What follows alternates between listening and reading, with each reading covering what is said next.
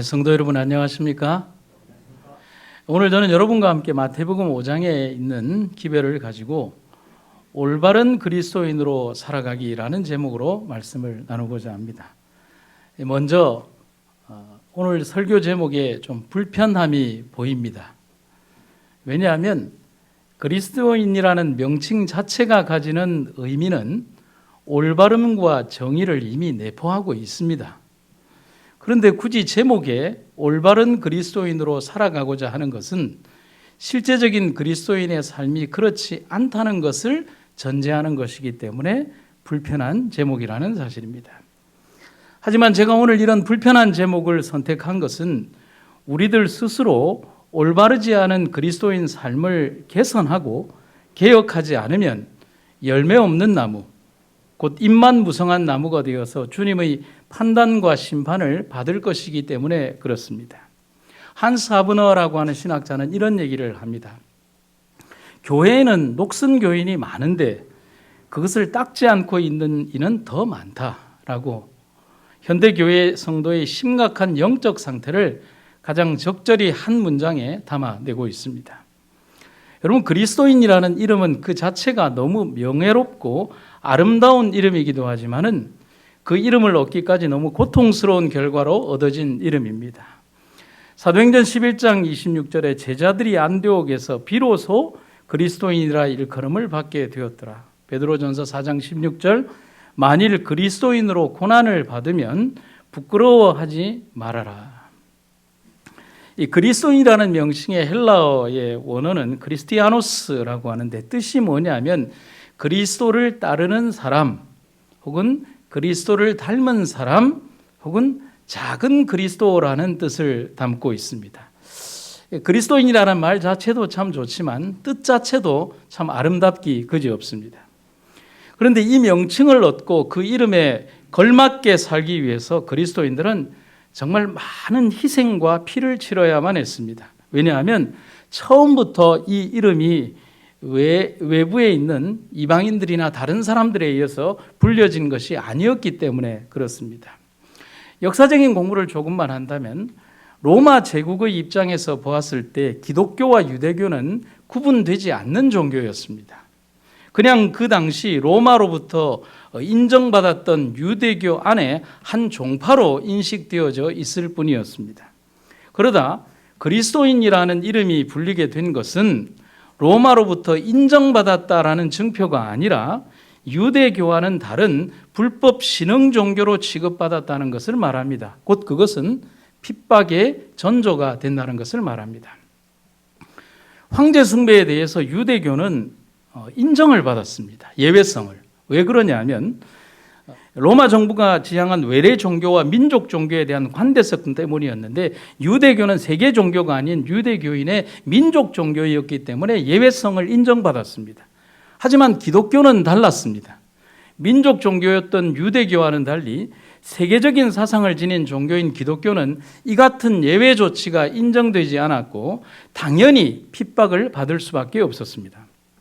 그리고 그렇게 시작된 핍박의 역사는 250년 이상이나 지속이 되었고 그리스도인이라는 그 이름 속에는 그런 슬프고 오래도록 그리고 아프고 그렇지만 아름다운 의미가 담겨 있고 또 믿음의 절개와 삶의 올바름이 당연히 포함된 이름이라는 사실을 말해주고 있습니다. 그래서 이방인들이나 혹은 믿는 사람들이나 동일하게 그리스도인이라고 하는 것은 수없이 많은 고통과 인내의 과정을 겪고 난 이후에 얻게 된 정수 같은 이름이 그리스도인이라는 것입니다. 거기에는 당연히 삶의 올바름, 정의 그리고 하나님의 정의의 심판과 그것에 대한 올바름이 함께 포함된 이름이라는 것입니다. 그렇다면 우리는 어떻게 살아가고 있는지를 한번 자문해 봅니다. 또한 우리는 그리스도인으로서 어떻게 살아왔는지도 한번 자문해 봅니다. 정말 그리스도인답게 또 그리스도인이 나타내야 하는 그런 모습으로 비춰지고 보여지며 살아갔는지를 한번 우리가 생각해 보아야 합니다. 바울은 고린도 교회에 보낸 편지에서 이런 얘기를 하죠. 우리를 통하여 그리스도에 대한 알매의 향기를 도처에 퍼뜨리게 하십니다. 우리는 구원받은 사람들 가운데에서나 또는 멸망을 당하는 사람들 가운데에서나 항상 하나님 앞에서 피어나는 그리스도의 향기입니다. 그런데 예전에 간디가 그리스도인들에게 했던 말이 오늘의 그리스도인들에 대한 정확한 삶의 모습을 지적합니다. 그는 이렇게 지적을 하죠. 나는 예수를 사랑합니다. 하지만 그리스도인은 싫어합니다. 왜냐하면 그들은 스스로를 예수의 제자라 부르면서도 예수를 닮으려고는 하지 않기 때문에 그렇습니다. 토마스 아 캠피스의 글처럼 하늘의 축복과 영원한 천국은 주장하지만 그리스도의 십자가는 지려고 하지 않는 삶이 오늘날 그리스도인들의 삶이며 모순된 삶이라는 사실을 지적해 주고 있는 것입니다. 그래서 오늘 올바른 그리스도인으로 살아가기라는 제목의 한 몇 가지를 생각해 보겠습니다. 첫 번째 질문입니다. 우리는 세상에 빛이 되는 삶을 살고 있습니까? 예수님은 세상에서 살아가야 할 당신의 제자들, 곧 그리스도인들에게 빛되는 삶을 살 것을 명령하고 있습니다. 그리고 아주 구체적이고 명확하게 그 빛이 착한 행실이라고 말하고 있습니다. 여러분, 빛에 대해서 우리가 조금 착각하고 있는 것 혹은 조금 다르게 알고 있는 것 중에 하나가 있는데 제가 한번 생각을 해봤어요. 그것은 뭐냐면 정확하게 표현한다면 사람들은 빛 자체를 보는 것이 아닙니다. 여러분, 태양을 오랜 시간 보고 걸어가는 게 아닙니다. 그렇게 오래 볼 수가 없죠.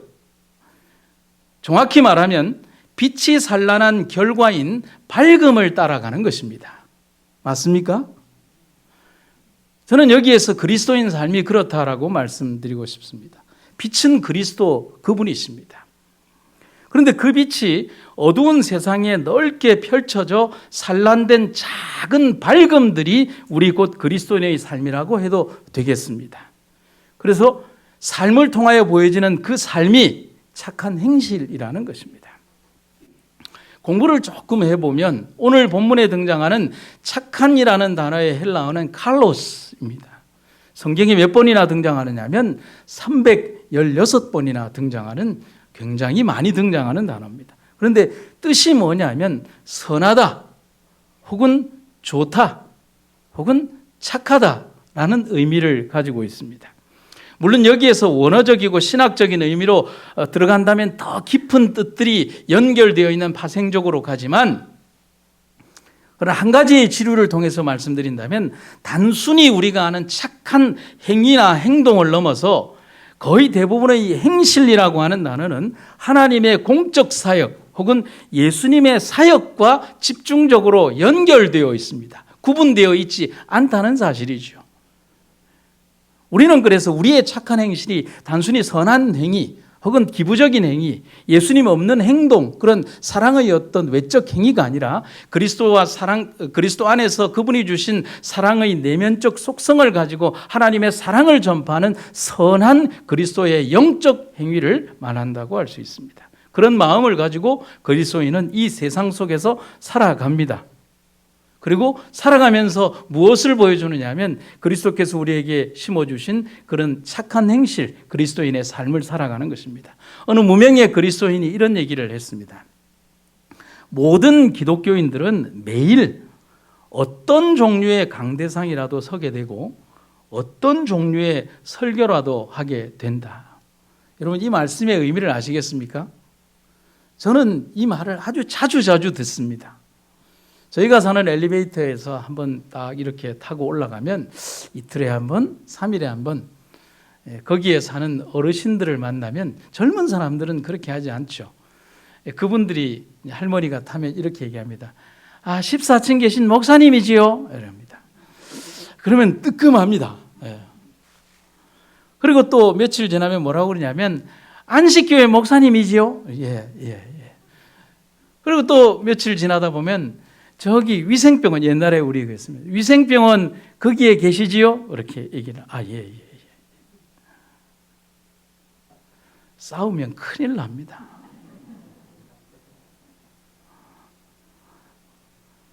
여러분,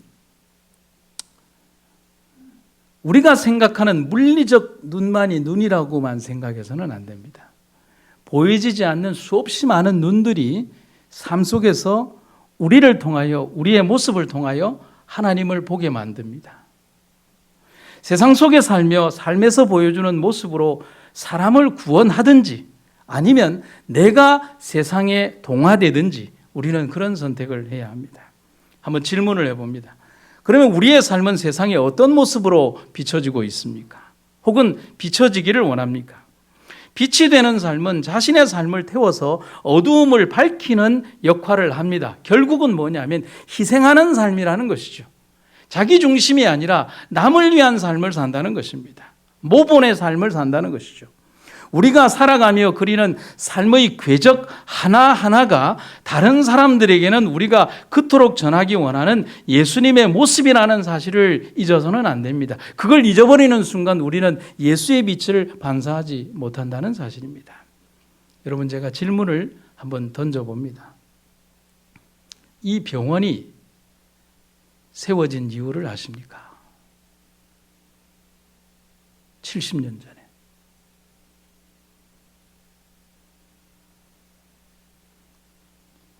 그리고 이 병원과 함께 이 교회가 세워진 이유를 아십니까? 우리 교회 농명책에 있는 것처럼 제주도로 피난 갔던 몇 명의 교인들이 군함 LST를 타고 와서 이쪽에 와서 초량에 있는 저쪽 몇 번지에서 처음으로 예배를 드리다 하는 그 농명책에 있는 것처럼 이 교회가 세워진 이유를 아십니까? 삼육초등학교가 왜 세워졌는지를 아십니까? 다른 교육기관과 시설들이 왜 세워졌는가를 아십니까? 수십만 개의 다른 교육기관들이 있음에도 불구하고 왜 삼육의 다른 교육기관들이 있는지를 아십니까? 그리고 그 속에서 일하도록 믿음을 가진 사람들을 부른 이유들을 알고 계십니까? 답을 말씀드린다면 우리는 알고 있는데 세워진 그 이유대로 점점 그대로 살아가지 못한다는 사실을 우리는 고백할 수밖에 없습니다. 그게 마음 아픈 거죠. 그게 우리를 고통스럽게 하는 것이고 그게 선지자의 가슴을 아프게 멍울스럽게 만드는 것이라고 할 수가 있습니다. 여러분, 빛의 가장 큰 특징은 뭘까요? 직진성입니다. 구부러지지 않아요. 빛은 절대로 구부러지지 않아요. 왜 하나님은 빛을 우리에게 적용하셨을까? 빛이 굴절하지 않는 것처럼 그리스도인 삶은 절대로 굴절하지 않습니다. 어떤 이유로요? 경제적인 논리 때문에, 이기적인 계산법 때문에, 혹은 인간의 욕심 때문에 구부러져서는 절대로 안 된다는 것을 말씀해 주기 위해서 빛이 구부러지지 않는 것처럼 그리스도인 삶이 구부러지지 않아야 되는 것을 우리들에게 빛으로 살라고 말씀하시는 것입니다. 그리스도인이 세상에 보여주는 삶의 궤적 역시 정치, 문화, 경제적인 이유로 마음대로 굴절되지 않는 그런 삶을 보여주어야 합니다. 그것이 세상의 논리와 방법과는 다른 삶이자 그리스도인 삶입니다. 그래서 그리스도인은 세상 속에서 그런 다름을 보여주어야 합니다. 다른 것을 보여줘야 돼요. 세상과는 다른 것을 가지고 있어야 하고 다른 것을 품고 다른 것을 세상 속에 펼쳐 보여줘야 합니다.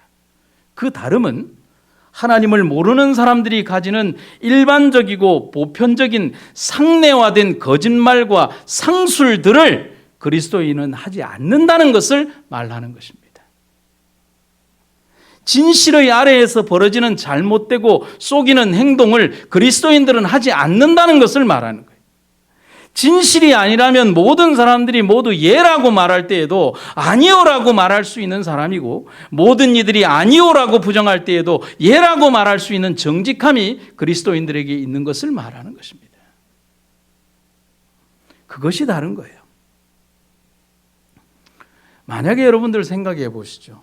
제가 예수를 믿지 않는 사람인데 그리스도인을 보면서 적당히 편협하게 살고 적당히 타협하고 흰 것을 검다고 검은 것을 흰다고 말하는 세상의 논리에 젖어 있는 하나님을 모르는 제가 그리스도인을 보면서 나와 똑같다면 내가 뭐하러 그 사람을 따라서 예수를 믿겠습니까? 똑같은데요. 그들은 우리의 어디에서 하나님의 모습을 보겠습니까? 자기들과 똑같은 냄새가 나는데 믿는다는 것이 무슨 의미를 줄까요? 그것은 거짓말이고 위선이 되는 것입니다.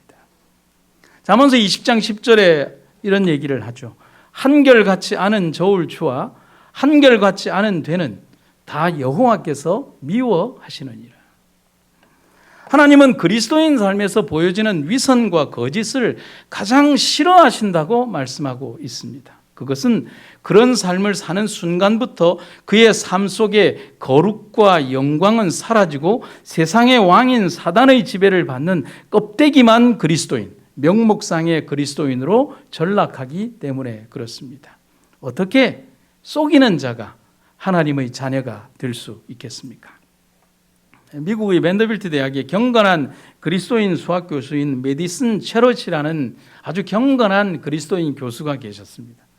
근데 이분은 이 수학 교수가 이 학생들에게 시험지를 내줄 때 이런 내용의 글귀를 먼저 보여주었다고 합니다.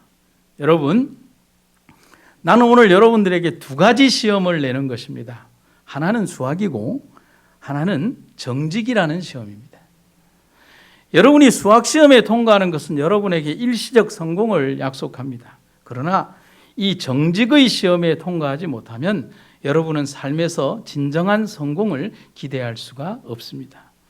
여러분은 이 수학 시험에 실패하고도 훌륭하게 인생을 살아갈 수 있습니다. 그러나 만약 정직의 시험에 실패하면 보람 있는 삶을 기대할 수 없습니다. 이 교수님은 정확하게 우리에게 어떤 삶이 그리스도인 삶인가를 정확하게 보여주고 있습니다. 제가 어제 글을 읽다 보니까 여러분들도 잘 아는 고도원 씨의 아침 편지라는 글에 보니까 이런 글이 있었습니다. 정직하면 당장에 손해를 안겨줄 수도 있습니다. 그러나 그 손해가 나중엔 견줄 수 없는 믿음과 신뢰로 돌아옵니다. 정직이 내뿜는 향기는 그 은은한 파동이 너무 크고 아름다워 정직한 사람과는 평생을 함께 걸어갈 수가 있습니다. 정직하고 올바른 삶이 없다면 그것은 진짜 그리스도인 삶이 아닙니다. 여러분, 초는 아무리 오래 두어도 초지 촛불이 아닙니다. 어떻게 해야 촛불이 됩니까? 불을 붙여야 촛불이 됩니다. 빛이 나야 촛불이지, 불을 붙여서 자기의 심지를 태우고 초를 태워야 촛불이지, 그냥 있으면 초입니다. 교인이 아무리 오래 교회를 다닌다고 해도 교인이지 진짜 그리스도인은 아닙니다. 어떻게 해요? 초처럼 자신의 삶을 태워서 그리스도의 빛을 반사해야 진짜 그리스도인이 되는 겁니다. 한스 킹이라는 서양의 한 목사님은 교회를 정의할 때 모이는 교회와 흩어지는 교회라고 규정하고 있습니다. 즉, 교회는 세상에서 부르심을 받은 성도들인데 그들이 한 장소에 모여서 예배를 드리는 성전이 되는 것이고, 그 성도들이 세상 속에 흩어져서 빛으로 살면 세상의 빛이 된다는 것입니다. 그래서 모여서 성전, 흩어져서 빛이 되라는 것입니다. 여러분, 그런 하나님의 거룩한 은혜와 예수님의 빛을 전하는 작은 산란된 그 빛들이 되시기를 간절히 바랍니다. 그래서 우리가 작은 그리스도, 그리고 주님을 닮은 사람들로서 세상의 곳곳에 십자가의 깃발을 드높이는 주의 백성들이 되기를 간절히 바랍니다. 두 번째 질문은요, 세상의 소금이 되는 삶을 좀 살고 있습니까? 라는 질문입니다. 여러분, 존재의 가치는 그 목적과 방향을 잊어버리지 않았을 때 빛을 발합니다. 여러분, 제가 여기 프리젠터라고 하는 이 기계가 있습니다. 이게 제게 아닙니다. 이렇게 여러분 뒤에 보시면 제가 가져갈까 봐 김한식이라고 이렇게 딱 붙여놨습니다. 제가 똑같은 색깔에, 안 믿으실까 봐 이렇게 보면 있습니다. 이렇게.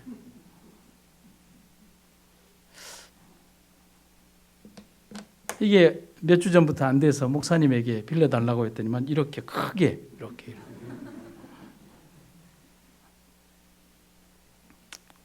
여러분, 똑같은 물건이지만 저는 이것을 사용하지 못합니다. 가치가 없어요. 존재의 가치는 그 목적과 방향을 잊어버리지 않았을 때 가치가 있습니다. 빛이 난다는 것이죠. 하지만 그 반대일 경우는 아무런 가치가 없이 존재의 의미도 상실되고 있을 필요조차 없게 되는 겁니다. 소금이 그 맛을 잃으면 무엇에다 쓸 것이냐? 오늘날 기독교는 복음이 전파된 이래로 가장 많은 기독교 신자와 교회를 이룬 시대에 살고 있습니다. 하지만 지금 현재의 기독교는 사람들에게서 또한 가장 존경받지 못하는 그런 양면의 시대에 또 처해 있습니다. 가장 많이 전파되었는데 가장 존경받지 못하는 종교입니다. 그 이유는 현대의 기독교회와 교인들이 세상에서 보여주어야 할 진짜의 모습, 곧 존재의 가치를 드러내주지 못하기 때문이라고 말할 수 있겠습니다. 여러분, 요즘 같으면 사회면을 가장 많이 장식하는 부류가 교회가 되고 있습니다. 공금 횡령과 성적 추문이 매일매일 교회에서 벌어지고 있습니다. 목사와 지도자들의 비리와 추문이 너무 문제지만 신도들은 그러한 지도자들에 대한 맹목적인 비호와 추앙만을 하면서 세상의 도덕적 기준에도 못 미치는 사람을 순교자와 성자로 만들고 있습니다. 교회의 주도권을 갖기 위해서 목사와 목사가 싸우고 조직폭력배를 동원하고 예배를 드리는 다른 교인들을 사단이라고 부르면서 쫓아내는 모습이 방송에 그대로 송출되고 있습니다. 정작 예수님은 간 곳이 없고 당회장과 기득권 그리고 장님이 된 교인들만이 남아있는 예배당입니다. 어떻게 교회가 사람들에게서 존경을 받으며 예수께서 그들의 구원자로 그들을 통하여 서실 수가 있겠습니까? 오래전 미국의 한 가난한 흑인이 있었습니다. 그는 직장을 찾아서 전국을 떠돌았기 때문에 자신이 원래 다니던 교회에 출석할 수가 없었습니다. 그래서 그는 일을 하다가 가까운 교회에 가서 예배하고 많지는 않지만 가족에게 보낸 돈 제외하고 자신의 헌금을 그 교회, 그 출석한 교회에 드리면서 사는 아주 신실한 그리스도인이었습니다. 그러던 어느 주일날 역시 가까운 교회를 찾아갔습니다. 그리고 그 중에서 제일 깨끗한 옷을 입고 갔는데 입구에서 건장한 백인 집사가 딱 막아서더니만은 한다는 말이 여기는 백인 전용 교회입니다 라고 하는 겁니다. 예전에는 이런 일이 많았다고 해요. 이 가난한 흑인 신자는 그 백인 집사에게 자신의 사정을 설명을 하고 예배만 드리고 가겠다고 했지만 거절당했습니다. 그 다음에는 기도만 하고 헌금만 드리고 예배는 바깥 계단에서 드리겠다는 부탁도 했지만 헌금도 거절당하고 계단에서 예배 드리는 것까지 이렇게 거절당했습니다.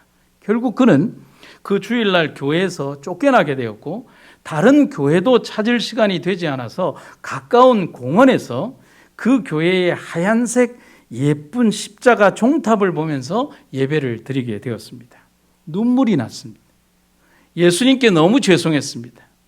그런데 기도하는 도중에 옆에서 인기척이 나서 눈을 떠보니까 자신 옆에 예수님이 와 계신 거예요. 깜짝 놀라서 이 흑인 그리스도인이 예수님에게 어떻게 오셨냐라고 질문을 하니까 예수님이 질문을 하더라는 거예요. 야, 너는 왜 여기서 예배 드리느냐 그러더라는 겁니다. 그래서 이 흑인이 자신의 일어났던 일들을 자초지종을 쭉 설명을 드리면서 그 백인 교회를 쳐다보면서 자초지종을 다 설명을 했습니다. 그러자 예수님이 심각하게 그 얘기를 듣더니만 이렇게 얘기를 하더라는 겁니다. 야, 너도 저 교회 못 들어갔구나. 나도 저 교회 못 들어가서 할 수 없이 여기 왔단다는 겁니다. 결국 그 예배당은 예수님 없는 예배당에서 자기들끼리 주인 없는 예배를 드리면서 주께서 그 예배를 받으셨다고 스스로에게 속고 있는 것입니다.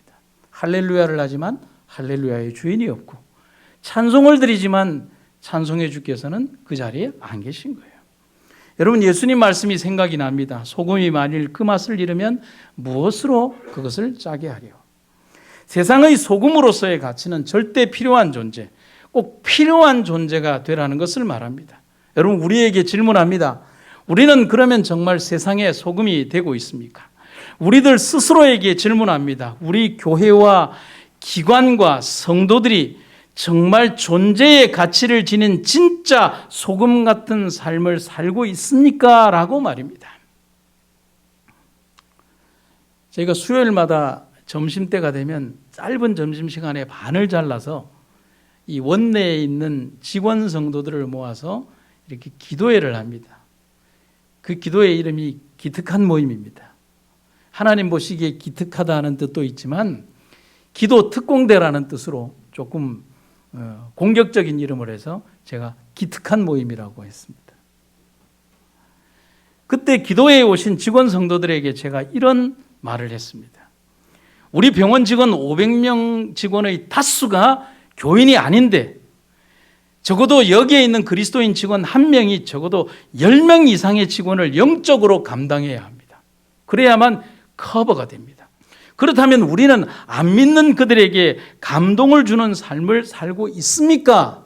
라고 질문을 했습니다. 다시 말하면 우리는 하나님을 모르는 그들에게 소금 같은 존재인지 어두움을 밝혀주는 빛과 같은 삶을 사는 그런 그리스도인 존재들인지 아니면 생작물의 성장을 방해하는 그늘 같은 존재인지. 정답은 우리가 평가하는 것이 아니라 그들이 하겠죠. 여러분, 그 심판과 그 결정이 얼마나 두려운 것인가를 우리는 분명히 생각하고 살아야 합니다. 만약에 그들이 우리의 모습에서, 우리의 언어에서, 우리의 행동에서, 우리의 삶 속에서 하나님을 보지 못한다면, 우리의 모습에서 세상의 평가보다 못한 인격과 언어와 행동과 모습과 탐욕과 거짓을 본다면 우리는 누구도 구원하지 못하는 그런 사람이 되겠고 소금이지만 맛이 나지 않는 필요 없는 존재가 되어버린 것입니다. 하나님이 부르셨지만 쓸모없는 존재가 되어버리는 것입니다. 여러분, 슬프지 않습니까? 그런 결과로 바깥에 버리워지는 맛을 잃은 소금들이 되지 않기를 저는 간절히 기도합니다. 여러분, 소금의 역할은 초의 역할과 그렇게 다르지 않습니다. 그러니까 그 자체로서는 별다른 의미가 없다는 것이에요. 자신을 태워야 빛이 내는 촛불이 되는 것처럼 자신을 녹여서 물체에 스며들 때 소금이 가치가 있는 것입니다. 음식물의 부패를 막아주고 음식의 맛을 더해주고 치료의 기능도 있고 또 때로는 몸의 신진대사를 올바르게 유지하는 기능이 소금이 가지고 있지만 그냥 소금으로만 있을 때는 아무런 가치가 없다는 사실입니다. 하지만 그 모든 역할도 자신이 그 물체와 대상에 적절하게 녹아들 때 그 역할을 하는 것입니다. 그대로 남아있다면 아무런 가치가 없는 장식품 교인일 뿐이라는 사실입니다. 이탈리아의 한 작은 마을에 소 엘리자라고 하는 여인이 있었습니다. 그녀는 본래 하나님께 헌신하기로 작정을 하고 중국 선교사가 되기로 결심을 했습니다.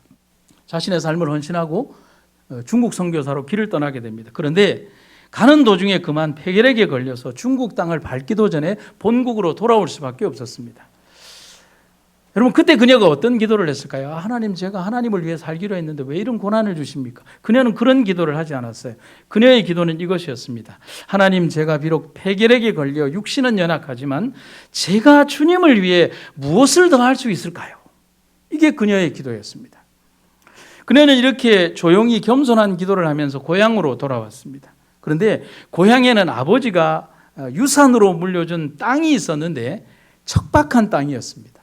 그러니까 좀 버려진 땅인 듯한 그런 땅이었습니다. 그래서 그녀는 그곳을 열심히 개간해서 농사를 지었습니다. 그런데 하나님 축복으로 농사가 잘 되었어요. 그리고 농사에서 얻어진 수확금은 자기 대신 일하고 있는 중국 선교사들에게 선교비로 보냈습니다. 그런데 사단의 시험은 하나님의 은혜만큼 집요하게 따라옵니다.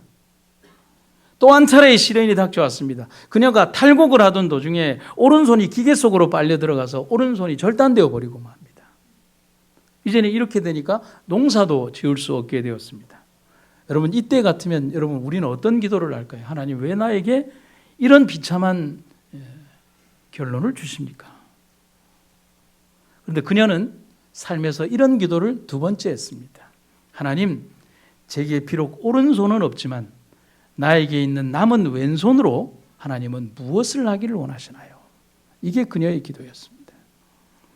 그리고 그녀는 할 수 없이 농사를 멈추고 자신의 농장을 개조해서 양로원을 짓고 노인들을 위로하기 시작했습니다. 그런데 이것이 후일 세계 최고의 양로원이 되었고 그녀는 버려진 노인들과 함께 헌신적인 삶을 살게 되었습니다.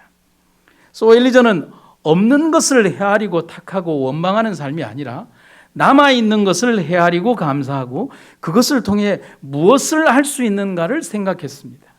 그녀는 결코 환경을 탓하지 않았습니다. 힘든 고난 앞에 주님을 의심하거나 원망하지도 않았습니다. 그녀가 보여준 삶은 하나님이 원하시는 삶, 세상에 꼭 필요한 소금과 빛 같은 삶이었습니다. 그녀는 오직 주님, 제가 무엇을 하기를 원하십니까? 주님을 위해 제가 무엇을 할 수 있겠습니까? 라고 기도했다는 사실입니다. 여러분, 세상의 빛처럼 그리고 소금처럼 살아가기를 원하십니까? 제가 다시 한번 질문을 드리죠. 세상의 빛처럼 그리고 소금처럼 살아가기를 원하십니까? 그럼 그런 삶을 살게 해달라고 주님께 기도하십시오. 그리고 정말 주님께 그렇게 삶을 맡기십시오. 그러면 세상에 그런 존재가 될 것입니다. 말은 아는데 맡기지는 않는 것입니다.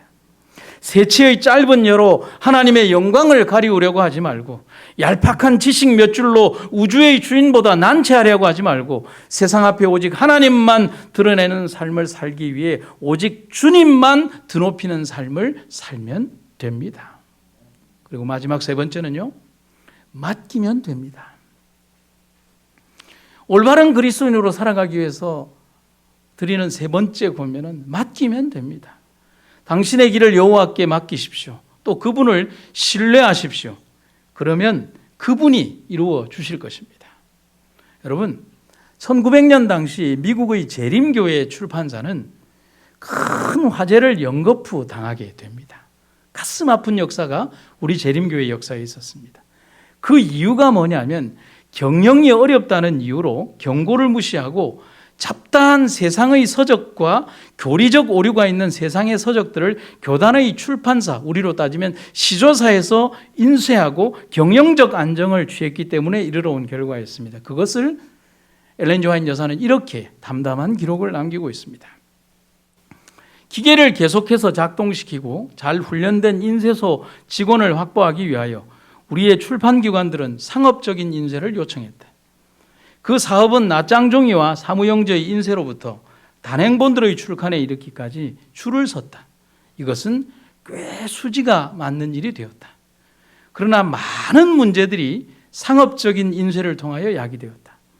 품성을 고상하게 하지 못하는 책들을 위한 원고들이 제출되었고 수락되었다. 이런 출판물들 중 어떤 것들에는 심각한 교류적인 오류들이 들어있었고 그중 어떤 것들에는 다른 이유에서 결정적으로 유해한 것이었다. 출판 지도자들은 이 사업의 위험을 지적하고 개혁을 요구하는 예언의 신의 기별들을 받았다. 그러나 리뷰 앤드 헤럴드와 퍼시픽 출판사가 계속해서 화제로 파괴되고 나서야 그 기별들은 완전한 결실을 거두었다. 새로 신축된 출판사들에서 사업의 계획들이 세워져 실천되려고 할 때 지도자들은 믿음으로 앞으로 나와서 새 건물들과 장비를 순전히 교단의 출판물을 인쇄하는 데만 바치기로 봉헌했다.